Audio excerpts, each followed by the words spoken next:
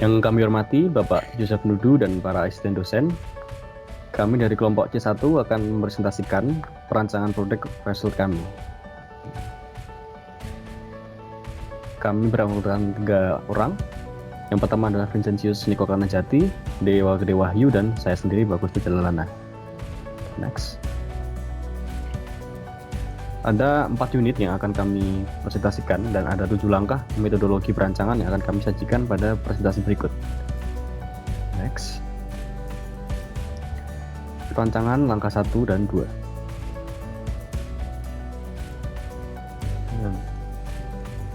Nah, pohon tujuan. Pada pohon tujuan terdapat 3 kelas, yaitu primary, secondary, dan tertiary, yang masing-masing kelas mempunyai spesifikasi dan penjelasan masing-masing. Produk pasti kami mempunyai primary kelas, yaitu dengan aspek kepraktisan. Jadi praktis adalah aspek utama kami.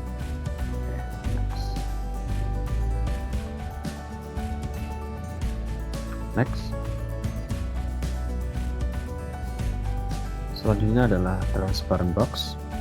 Pada transparent box terdapat 3 pembagian atau 3 tahapan dalam proses perancangan, yaitu input, function, dan output. Dengan inputnya terdapat desain dan material dan juga biaya produksi. Lalu pada function berisi langkah-langkah penggunaan dari face shield, dari awal mempersiapkan face shield, lalu untuk memegang frame, lalu mengenakan face shield pada kepala dan mengatur strapnya, dan outputnya adalah face shield yang dapat melindungi dari atau mereduce dari paparan virus corona. Lalu selanjutnya adalah function analysis. Di dalam function analysis terdapat beberapa poin yang menganalisis seluruh bagian face shield. Nanti terdapat cabang-cabang yang menganalisis setiap dari pembuatan face shield ini. Next.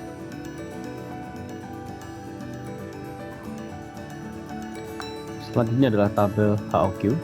Dalam tabel tersebut terdapat demanded quality yang berisikan rancangan produk berdasarkan hasil diskusi dan permintaan pasar. Demand tersebut nantinya akan dibandingkan dengan quality karakteristik dan selanjutnya akan diklasifikasikan dengan beberapa simbol, yaitu segitiga dan lingkaran, dan satu lagi lingkaran dengan titik ada di tengah-tengahnya. Lalu jika bergeser pada sebelah kanan bisa dilihat terdapat produk dari beberapa kompetitor kami yang telah kami pilih dan sesuai. Kami bandingkan dengan demand kami yang sesuai permintaan pasar dan juga diskusi kami tadi. Lalu itu sebagai bahan evaluasi. Lalu tabel pada bagian bawah merupakan acuan ukuran part face shield yang nantinya akan dibandingkan dengan produk akhirnya, apakah sesuai dengan tabel di bawah atau tidak. Next. Berikutnya adalah morphological chart. Berisikan berbagai macam alternatif yang telah dikombinasikan dengan beberapa bahan yang masuk pada kriteria pembuatan perancangan facial tersebut yang akan dibuat. Seperti pada diameter facial setengah lingkar tersebut, kita menggunakan karet kain, karet silikon, dan karet tali. Lalu pada bantalan pada dahi kita menggunakan foam dan alternatif silikon. Lalu untuk karakteristik atau fungsi frame yang kuat kita gunakan plastik LDPE yang keras, plastik mica atau plastik HDPE. Lalu pada fungsi ankle shield kita menggunakan resep plastik atau baut plastik atau baut logam gitu. Yang sesuai yang mana, kita lihat pada alternatif yang paling baik. Lalu pada bagian bawah adalah jumlah alternatif. Ini adalah rumus dari kombinasi dan maka dihasilkan hasil 54 alternatif. Nah, next. Oke, jadi selanjutnya adalah perancangan langkah 3, di mana pertama-tama kita menentukan bobot kriterianya. Jadi untuk menentukan bobot kriteria ini kita membandingkan setiap 6 kriteria yang kita miliki ini. Jadi dilihat kriteria mana yang lebih baik di antara masing-masingnya. Nah, jika misal di antara A dengan B, kita lihat di sini B mendapatkan poin. A mendapatkan poin, dan nanti di tiap poin itu dijumlah. Nah, setelah dijumlah itu nanti kita akan mendapatkan bobot masing-masing kriterianya, seperti itu. Lalu selanjutnya ini adalah sketsa awal dari produk yang ingin kita buat. Dapat lihat ada 3 alternatif, dan masing-masing alternatifnya ini terdapat perbedaan pada komponen-komponen yang digunakannya. Lalu selanjutnya adalah skala penilaian 4 titik. Dapat lihat di sini seperti yang terdapat di tabel Haoki tadi. Untuk daya regang, lalu sudut buka tutup, itu kita maksimasi, jadi semakin besar itu semakin baik. Sedangkan untuk tebal frame, bobot, tebal shield, dan tebal foam itu kita minimasi. Jadi jika itu tebal itu semakin kecil, maka itu semakin baik, itu skalanya semakin besar. Lanjut, selanjutnya adalah matriks evaluasinya. Berdasarkan bobot kriteria yang tadi, kita memasukkan beberapa magnitude dari kriteria yang telah kita buat gitu. Nah, dari situ kita samakan lagi ke skala penilaian 4 titik. Nah, nanti di situ akan kelihatan skornya, skalanya. Nah, nanti skornya ini akan dikalikan dengan bobot yang di awal tadi. Nah, nanti didapatkan nilai. Nah, dari nilainya ini nanti kita lihat nilai mana yang paling besar di antara 3 alternatif ini. Nah, nanti alternatif itu yang digunakan. Nah, kita lihat di sini, jadi alternatif yang kita pakai itu alternatif 1. Oke, selanjutnya silakan. Baik, selanjutnya yaitu unit ketiga, rancangan langkah 4 dan 5. Next.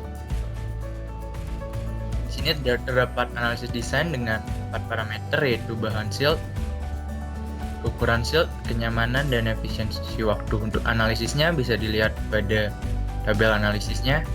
Selanjutnya untuk alat dan bahan, di sini kami menggunakan alat gunting, penggaris, pulpen, lilin, paku.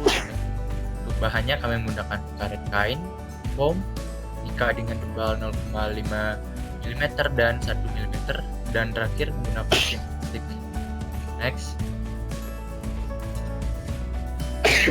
Nah, untuk selanjutnya itu langkah-langkah pembuatannya. Di sini terdapat 7 langkah dalam pembuatannya.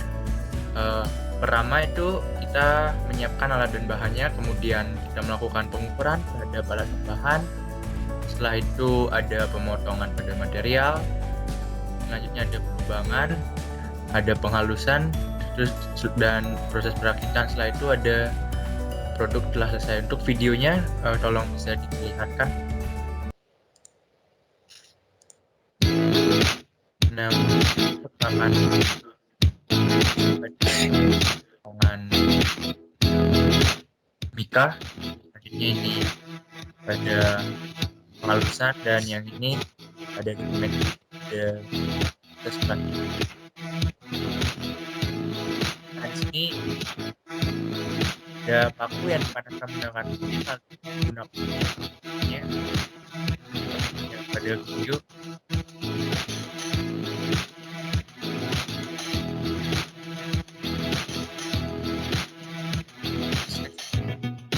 Dan lagi skip aja.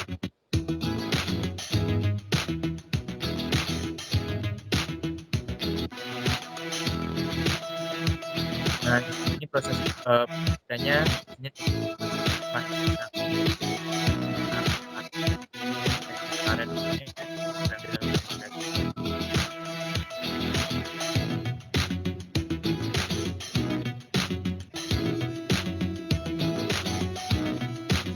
nah, ini ada proses pemasangan foamnya, ada bagian frame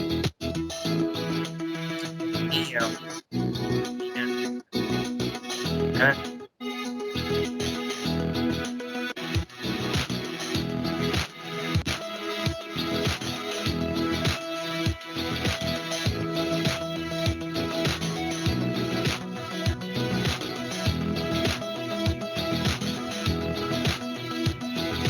itu ada proses pemakaiannya.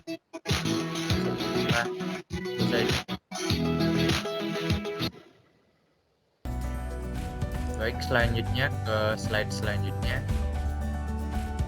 Ya, di sini terdapat gambaran dari view isometrik dari produk facial kita, kemudian ada exploded view, dan ada multiple orthogonal.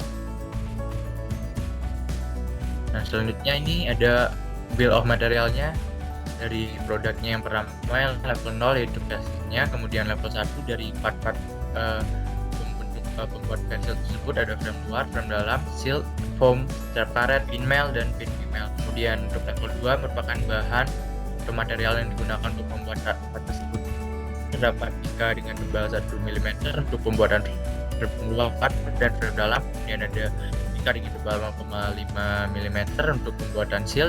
Selanjutnya ada busa dengan panjang 25 cm untuk foam.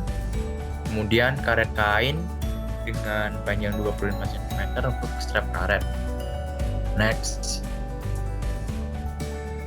Sini terdapat spesifikasi komponen dan material.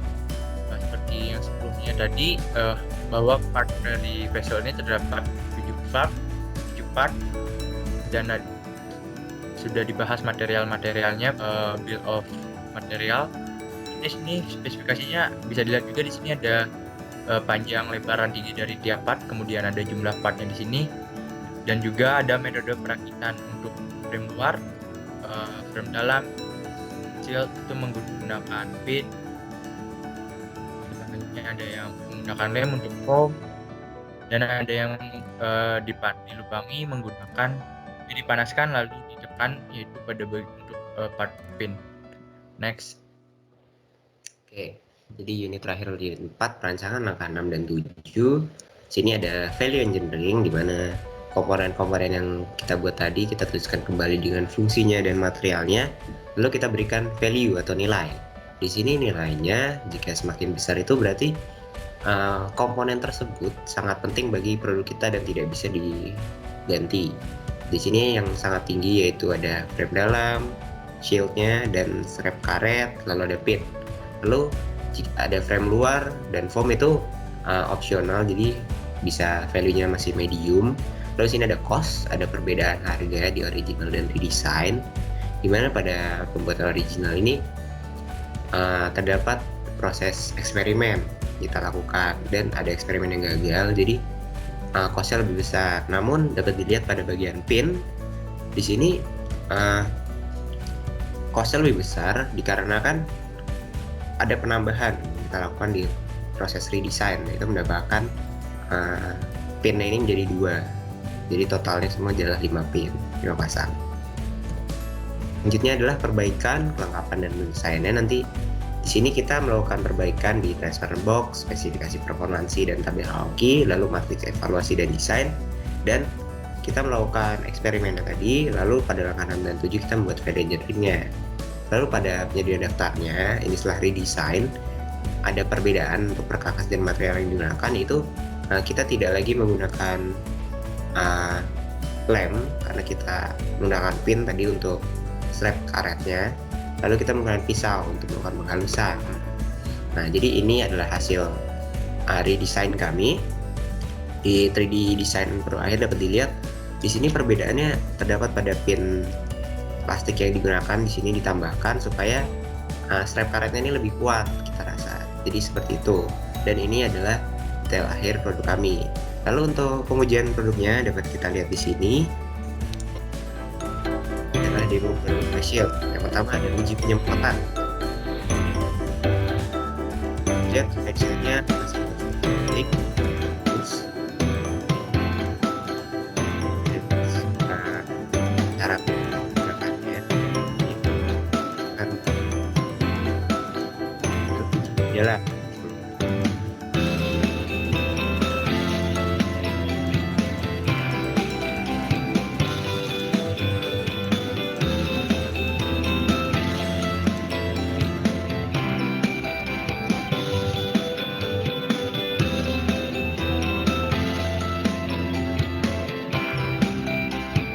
Ini adalah uji berat.